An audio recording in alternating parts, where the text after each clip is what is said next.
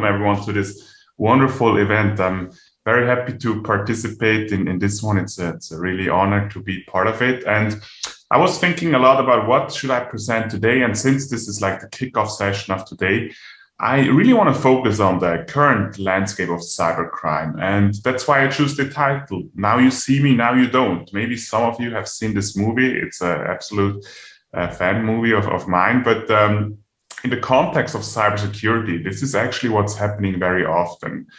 Hackers, threat actors often gain access to our networks, to our environments, and a lot of people are not aware about it. They are not aware that these threat actors spend so much time in these networks, enumerate them, find out all the sensitive information, and then once they are ready to make money, they start dropping the ransomware. And then everyone is like, wow, we got hacked. But in reality, it happened quite a while ago. And hopefully I can showcase a little bit today during this presentation how these guys are actually doing it. And they prepared some cool demos, which hopefully you will like as well. A few words to myself. My name is Jonas. I'm based here in Singapore for more than 2 years now. I'm originally from Switzerland, but I'm covering the Asia Pacific region for our intelligence unit at Fortinet, which we call FortiGuard Labs. We mainly focus on the cybercrime, on threat intelligence, on offensive security, on partnerships with law enforcement. So really focusing on what is good and what is bad on the internet. So our solutions in the end can make decisions whether something should be blocked or should be allowed. I do have some background in offensive security as well, because I'm generally interested in that area. So I'll try to bring this into today's presentation, because I strongly believe if we want to defend against all these threat actors out there, we need to understand their motivation, their tactics, their techniques, and prepare ourselves accordingly against these kind of attacks. We will start things off with an update about the cybercrime industry, because especially during the last 2 years, a lot of things changed. And I think it's very interesting to see how these threat actors are motivated and how do they engage during their attacks. Later, I prepared 2 different kinds of demos, how the threat actors actually gain access to our environments. And then last but not least, there are some very, very interesting findings about current tactics, techniques, and procedures from these threat actors, which I would like to share with you. With that being said, let's just jump in.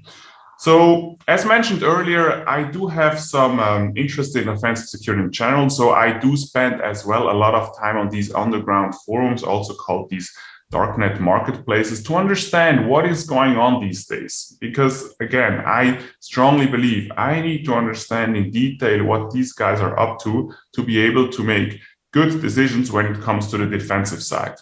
And when we talk about the threat landscape or the threat actors in general, we very often see that these guys are not just some individual people. Often we have individuals who have access to certain environments. And we will see later in this presentation how they achieve this. But this is what I see very frequently these days. We have individuals who were able to gain access to some laptops, to some servers which are directed to the internet, maybe some other public file storages, and they have access to these environments. And now they ask themselves the question, how can I monetize this? Because for a lot of them, it's all about the money. They're very financially motivated. And of course, ransomware would be one idea down the plan all along. But for these guys, they know ransomware attacks is not just something you snip a finger and you're ready to go. So what they're doing is they're looking out for other groups, like these big ransomware groups who have been super successful in the past, who have some experience, and they start to collaborate. So for example, they go to these markets and they're announcing to everyone who is interested in selling access from my environment.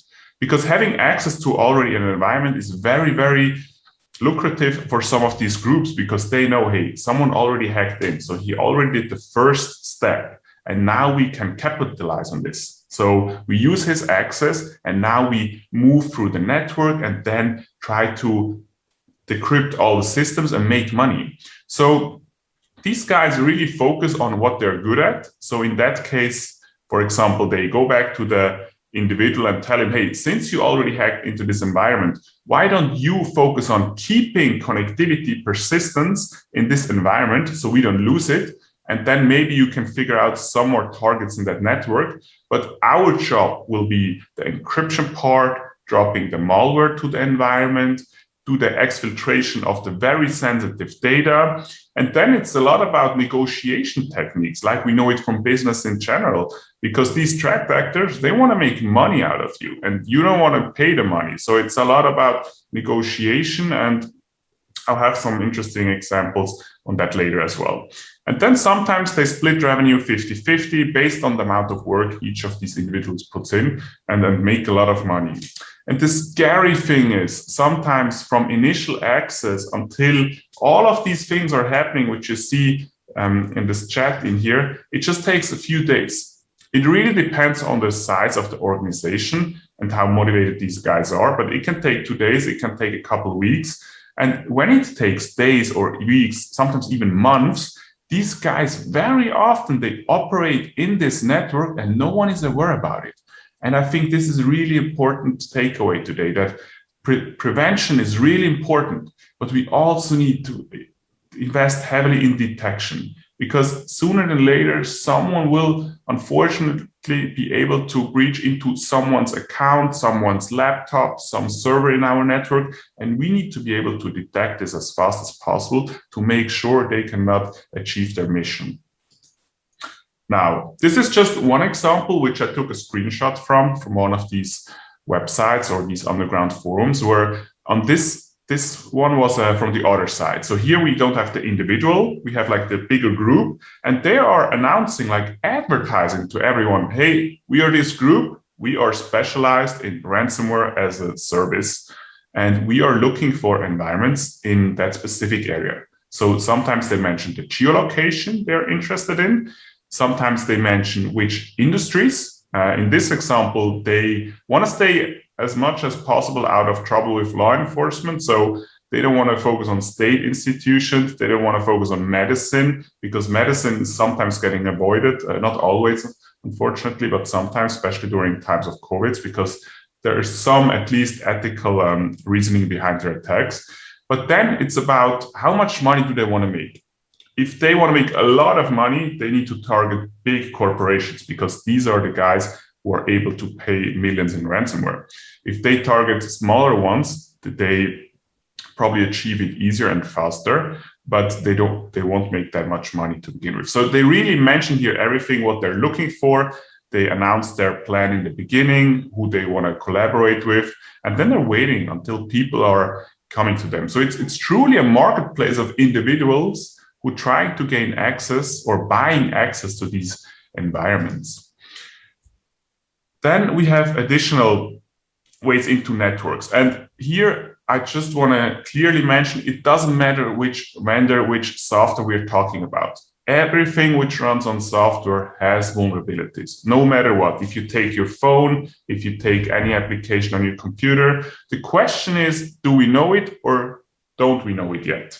And usually the way it works is that once a vendor figures out, hey, we have a vulnerability in our software, which is very common, he releases a patch, fortunately. So he releases a patch where he's telling the world, hey, you should patch your environment because there's a security vulnerability in your environment. Next time you take your phone and you update your apps, check out the notes, what it's saying, why you should update. And very often it's about security-related reasons. And this is just one prime example. And I like this one because it's a public, because the cloud environment, which gives a lot of power to individuals who have access to it. So very professionally, this company announced to the public, hey, there's a vulnerability. You guys should patch immediately as soon as possible, because if not, threat actors will be able to leverage it to gain access to your environments. And on the screenshot here, you can see our telemetry data from FortiGuard Labs after this public disclosure was made. And you can see threat actors are trying to get immediately access to these network environments because they know there is a vulnerability. The vendor acknowledged it. But because the vendor acknowledged it, for everyone to patch their systems, the threat actors are immediately scanning for them. And it doesn't take long for the same vulnerability to end up on these marketplaces where someone is like, hey, I found a lot of these systems which are vulnerable, and now I have access to them. And because I have access to them, I can now sell it. So this is like the life cycle I was explaining a little bit earlier. There's also a really good study, not done by us, but you find the link in the description below, which I will share by the end of the presentation, which shows it's not only IT, but in this example, it's also OT environments. And the takeaway here is, how long does it take if you put something on the internet until it gets attacked? And it doesn't matter whether it's OT environments, what kind of protocols it's using. If you put something on the internet and threat actors have the capability to communicate with the systems, they will try to hack into it very, very fast. And this is just one example from a lot of different honeypots around the world. So systems which they put out there to analyze what people are doing with them once they're connected to the internet. And you can see here that if you put something on the internet, it usually doesn't take long, in most occasions, just a couple of hours, until people are trying to find out, what is this device exactly doing? Are there open ports? Are there vulnerabilities? Are they using default usernames and passwords? Are the systems out of date? And this is a big problem, because what I've seen, especially in times during COVID, when people didn't have a lot of time to move during these lockdowns, they just put everything on the internet because they wanted to avoid to lose connectivity, because they always worked from their office environments and now they work from home or from a coffee shop. So they wanted to still have access to their environments. And if you don't put security layers in between, you can see here how fast these individuals are targeting these devices. And if they're not properly secured, they can hack into them very quickly. And you can see just here on this graph very quickly how much volume and how much traffic is constantly going on to these systems. So they're constantly checking, are there any updates on these servers? Are new services available? Are the vulnerabilities being patched? Maybe there's another vulnerable server, et cetera, et cetera. So a lot of these things are completely automated, and they scan a lot of IP addresses, which are new on the internet, and just scan them. What is the operating system? What is the vulnerability, et cetera, et cetera. So the key takeaway here is, if you put something on the internet, make sure you prioritize security from step one. Because if you don't, and you think on a Friday afternoon, hey, let me put it up there and running, and then on Monday I take care about security, I guarantee you, over the weekend, someone will try to hack in. And if it's not properly secured, it's very, very likely he will get access to this environment. And by Monday morning, you have a really, really tough start into the new week. Now, when we look about the threat landscape in general, it's not just always these individuals who are targeting or carrying out the attack. In the whole landscape, we have a lot of different actors. And I think this is important to keep in mind, because some of them, they're not participating in attacks. For example, if we look bottom left about the developers of these ransomware services or other kind of malware, these are some very, very skilled software engineers, individuals or groups. And for them, they don't really care what their clients are doing with their software. So they're kind of not really the black hats, but also not the white hats. So they're somewhere in between. They're like the gray hats, where they're just like, hey, we just produce what our clients want, and we don't really care for what purpose they're using it, even though it might be malicious at one point. So like normal in business, these guys ask their clients, in this case, these ransomware groups, what kind of features would you like to have in your ransomware as a service tool? Do you want to have certain features for data exfiltration? Do you want to have certain features for being a little bit more stealthy? So it's really like requirements, and then they're working on these requirements. And sooner than later, you see all of these actors behind the scenes are working together. Some of them are making sure they provide botnets as a rental. We have money mules who will try to cover their tracks, and they group up as big groups behind the scenes and are targeting us on the defensive side. So it's really important to keep in mind that we also need to collaborate on the defensive side, because the guys on the offensive side do it pretty much every single day. Now, I talked a little bit about the demos, which I want to show, and I was thinking, what kind of demos should I show today? Because there's so many ways how we can hack into environments. But to me, the two most common ones these days, which I see from from my experience, is either phishing attacks, which I'm sure you and myself face on a daily basis with all these phishing emails. And the second one would be remote desktop protocol attacks. And I prepared 2 demos for today, very short ones, where I will guide you through. If you and we had plans to hack into any environment, I'll show you today how I would do it from my point of view and how I think we would be very successful together. Before we do that, I have a small, actually quite a big disclaimer though.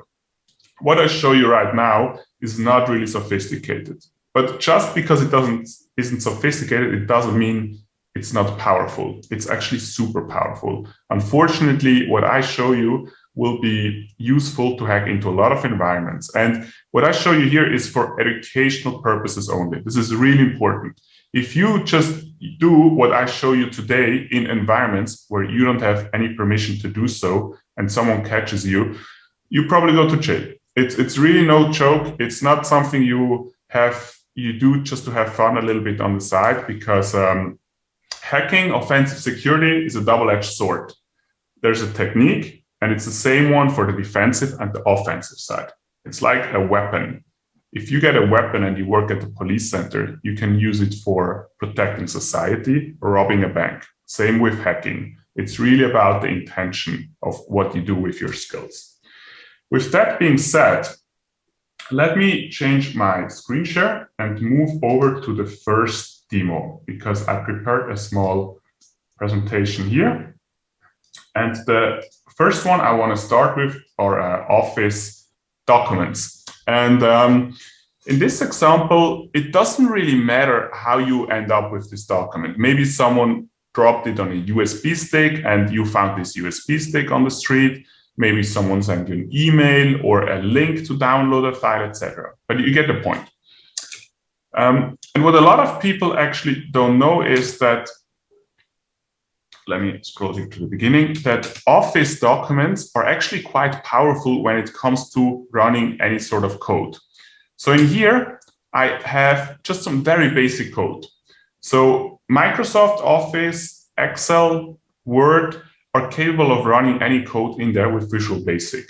And all we will do in here is run a small pop-up which says, now you see me. This is not malicious at all, but it just demonstrates the power of Office files when it comes to executing code. And later we will actually modify this part, which we'll replace with some malicious stuff, because then it achieves what we want to do. But just to showcase you, if you receive a document which has this enable content button on the top, 99.9% of the time, you will not be required to press it. So I advise never press it unless you're really sure you have to press this button. But if you do, then it will run the code which we put in earlier. So you see, it opens a pop-up because that's the code we programmed in here. But that's not malicious at all. So now we will use the same technique to make it more malicious. But before we do that, if I was a hacker, I would not send a blank white document because it's super boring. So what I would do is use some social engineering techniques to make it more interesting or more believable. So in this case, I would change the background color to something which looks more familiar, like the Microsoft blue, which is already triggers some points in our brains. I will add the Microsoft Defender logo because, again, our brains are connected with the brand, and which we might trust it a little bit more. Then I'll add some additional text where I explain, whoever opens this document, don't be afraid. This is completely normal. This is what you're supposed to do when you receive this document. And in this case, I just explain them. It's maybe it's secured with Microsoft Defender. So if you want to see it, click enable content. Sometimes I could put in messages here like, hey, this version of Windows Office was created with an older version. Please click enable content to see the content. Just be creative and try to motivate the people to actually click this enable content button. This is a lot about social engineering techniques. Last but not least, I add a picture to really show my victim what he's supposed to do. And if you look back now, in just less than a minute, we created a file from scratch, which was just a blank white page, to something, if you open it the first time, looks much more credible. But now we need to make it malicious. So we will replace the code from the beginning now with something bad. And with bad, I mean, I created some malicious code in here that once someone opens this document, it will create a connection to my attacker machine. So all I have to do now is take this document and send it out to the people I want to target. And then I just wait, because I need one single individual to open this file. And once he does, I will have access to it. Let me show you. But before, I would stick to my story, my social engineer, my phishing story. So I would come up with a name like work from home policy, because this is what people are curious about these days. Can I work from home? Do I need to work from the office? I maybe impersonate our HR department while sending out these emails and hope our employees click on it.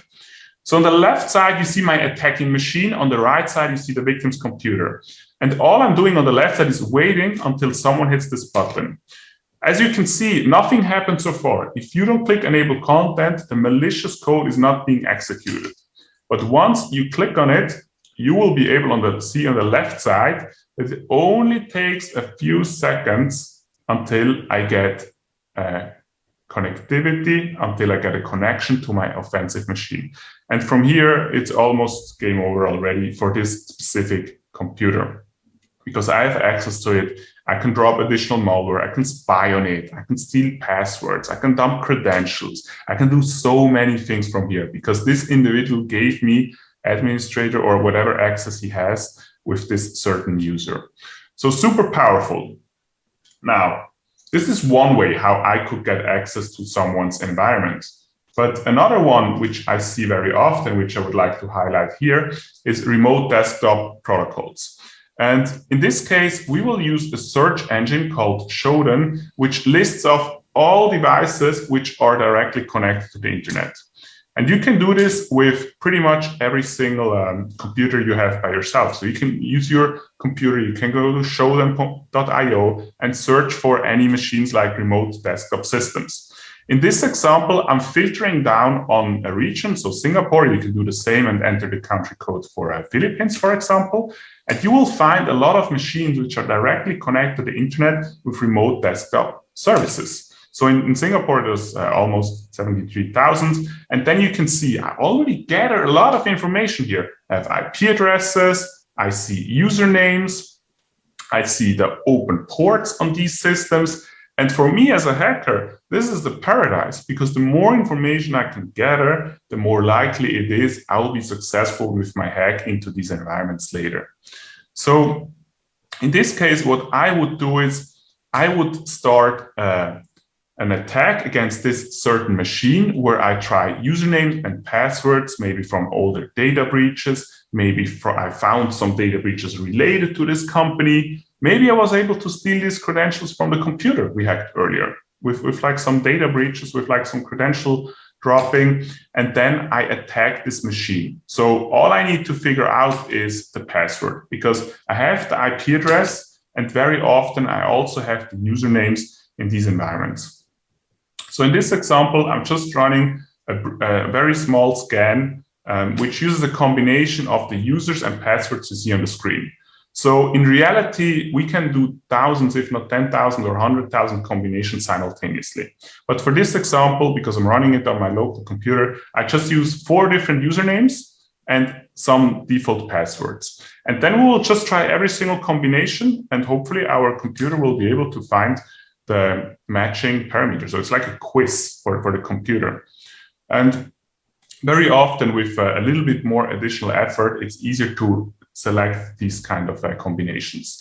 And then you can see, even though it's a super weak computer, it does a couple of tries in less than a minute. And it gives me, oh, this is the IP address, this is the username, this is the password. And this is some really dangerous stuff, because if you use weak credentials or reuse the same passwords from other websites, which might have been leaked in the past, I can just use them to log into your systems. So I would not even call this hacking because The only hacking part is like to brute force the username and password combination. Everything else, I just bypass security layers by using the right username and the right password.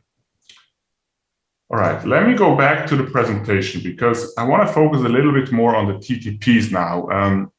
But these are some ways how hackers get access into your environments. And as you have seen, these techniques are not sophisticated at all. That's some very basic stuff, which I learned in the very early days once I was more interested in hacking. And everyone who has a computer, internet access can learn these techniques in a few days. So that's why security is so important these days. The barrier to entry is super low. And unfortunately, this is still very, very successful against most organizations. Now, who's the king of ransomware on the dark web? There's a study or like a research by a company here in Singapore. Actually, it's also a Korean company. And they figured out one of the most successful groups these days when it comes to ransomware is the Conti group. Why do I show this? I show this because Conti had a lot of people working inside their ransomware as a service affiliate groups, and they got a lot of information from this group where people were telling them, hey, this is how you use our tools to gain access to people's environments. And one of these employees or one of these individuals was not really happy anymore, and he leaked the whole playbook which Conti was providing him to the public. So researchers, including myself, were able to download these playbooks. And a playbook is like if in sport, like I think it's very popular in certain kind of sports like the NFL, where you have some strategies and you just follow step by step. It's like you do this, then you do that, then you do this. And it's the same when it comes to hacking playbooks. They have, first you check the environments, then you try to steal the information, et cetera, et cetera. So they guide you through step by step. So it took me a while to analyze all of this because it's mostly in Russian, and unfortunately I don't speak Russian. So I sat together with our researchers, with our people who can speak that language, and we come up with a slide. And I broke it down to 7 different pillars. And when I analyze these playbooks, when it comes to initial access, this is what keep in mind, this is not what I would do. This is what the biggest ransomware or the most successful ransomware group these days, Conti, is doing with their attacks. And as you have seen, they're super successful. So this is what works these days. This is not what some fantasy stories are about. This is a reality. This is what works. And this is how threat actors are using different kind of techniques, tactics, and procedures to gain access to our environments. So when it comes to initial access, I think I showed you 2 of them here, which was the phishing part and the remote desktop protocols. But apparently very often they're also successful with reusing usernames and passwords, because people unfortunately still use very often the same combination for different websites. And the problem here is if you use a website and you have your username and password, and then this website gets hacked, this information will then be sold on the darknet or on any public data breaches. And if you use the same credentials on a different website, I can just filter by your username and your email. And then I know, oh, this user probably uses the same password again. So that's very popular. And what they're also doing is exploiting of vulnerabilities. So this is pretty much targeting environments which are unpatched or out of date. It's like I showed in the very early beginning of this presentation. And leveraging web shells, which is kind of related as well to some vulnerabilities in environments. Now, let's go a step further together. If we have access to an environment, the initial access, like the first step into this environment, what do we do? Because usually our mission is not finished here. If we are a threat actor, we're either motivated by usually 3 different things. Either we want to make money, which is financially motivated. Maybe we want to gather a lot of sensitive information. We don't care about making money. We don't even want to know them, that they are under attack, that we hack them. So we don't drop ransomware because this creates so much noise and everyone knows about it. Maybe it's just about for us finding very sensitive information like espionage. So we call this espionage motivated attacks. And sometimes it's also about sabotage. So they want to get in and they want to blow up everything. Like you have seen, for example, the prime example is probably Stuxnet back in 2011 with this nuclear facility where the threat actors were able to gain access, modified some of the parameters, and the whole thing blew up. But now let's go a step back. We are at the point we have initial access to this environment. So what do we do next? If I'm a hacker, what I want to know is what else is in this environment. And we call this the reconnaissance phase regarding internal discovery. Because now it's the time for us to find out. Maybe we have access to someone's laptop, maybe to one RDP server. But what else is out there? Are there Active Directory services? Where are the backups? Because the backups are super powerful. If we find the backups and we can, first of all, exfiltrate the data, but also delete the backups, the victim will not be able to reuse their backups once we encrypt all the systems.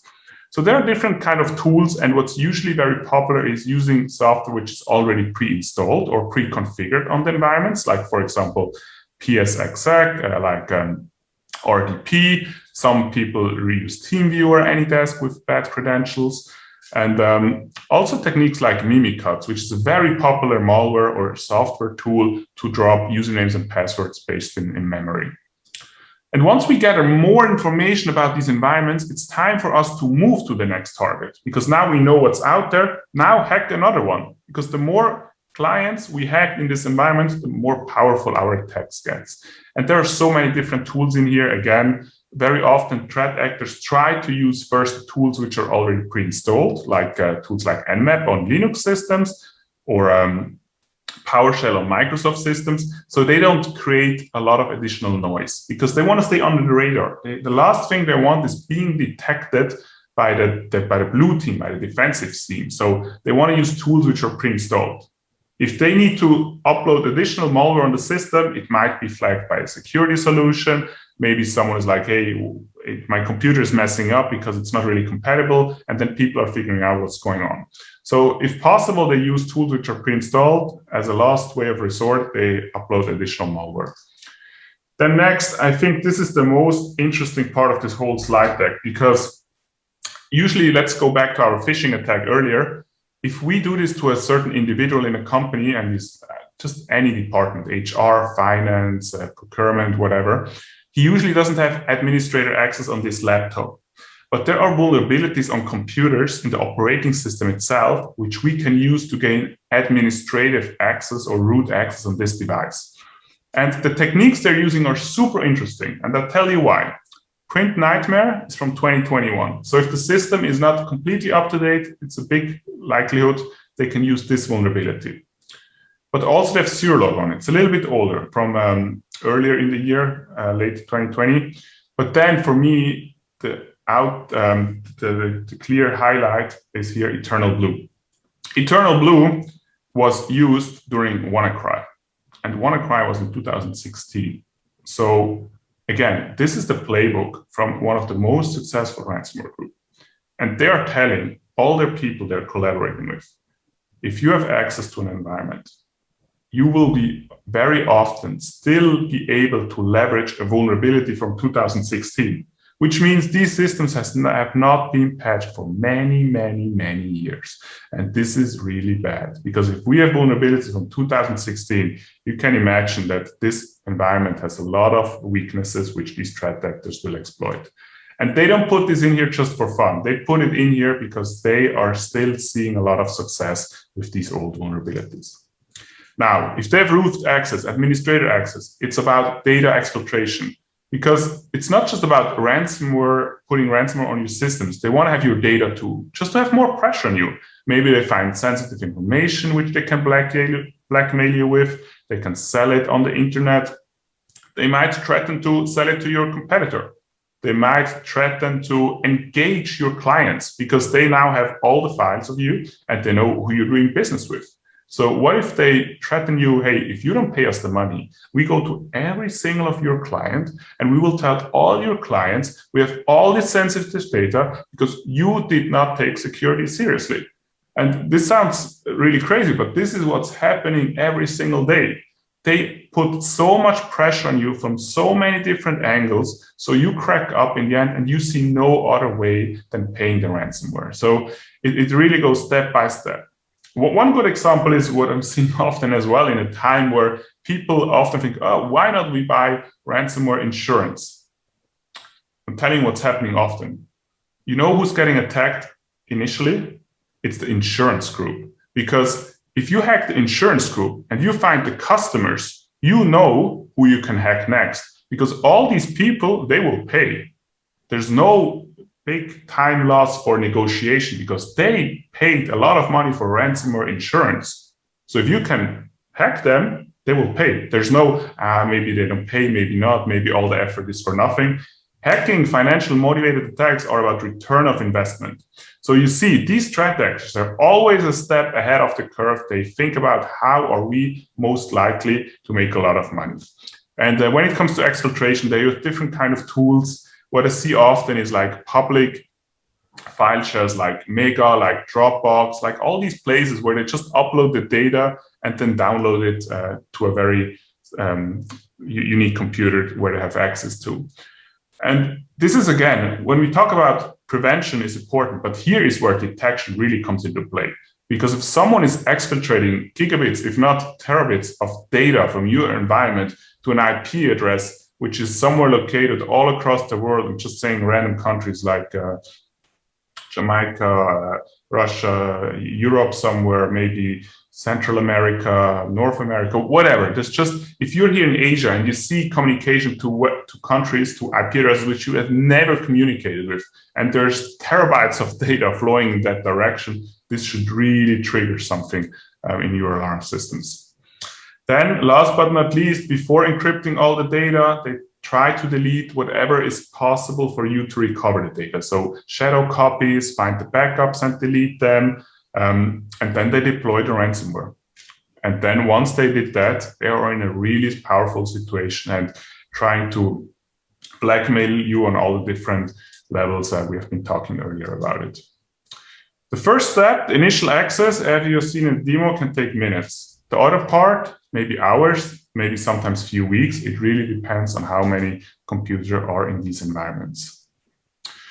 Now, I hope none of you was ever in this situation, but these are some screenshots I was able to gather from this source here on the bottom left, but you find the millions of them if you just Google for the right terms, when it comes to ransomware negotiations.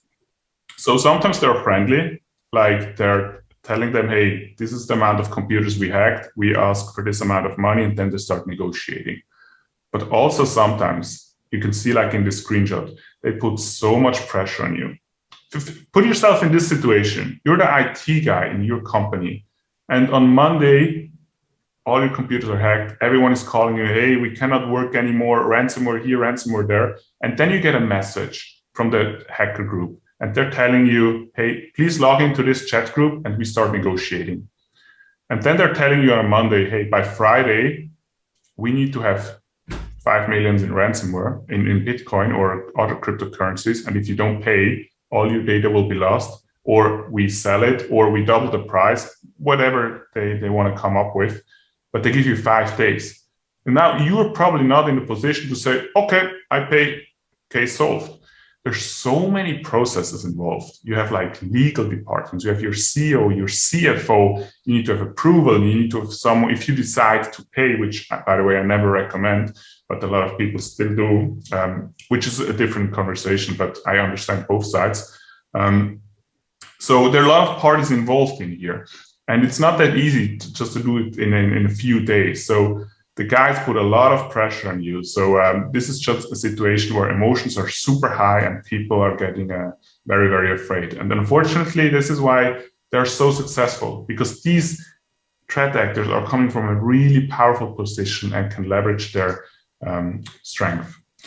I think my time is already over in the next minute, but this is just a summary about what FortiGuard Labs, our research department, is doing. And fortunately, if you're interested to hear more about it, my good friend will from the Philippines, Fortinet team, will present this afternoon in one of the breakout sessions more about the FortiGuard Labs threat intelligence and focus a little bit more on what we do as a research organization, how we can provide value to our customers and clients and support them with these attacks. Because this session was honestly not about any product, any solution. I just wanted to give you all a reality check about what is going on in the cybercrime landscape.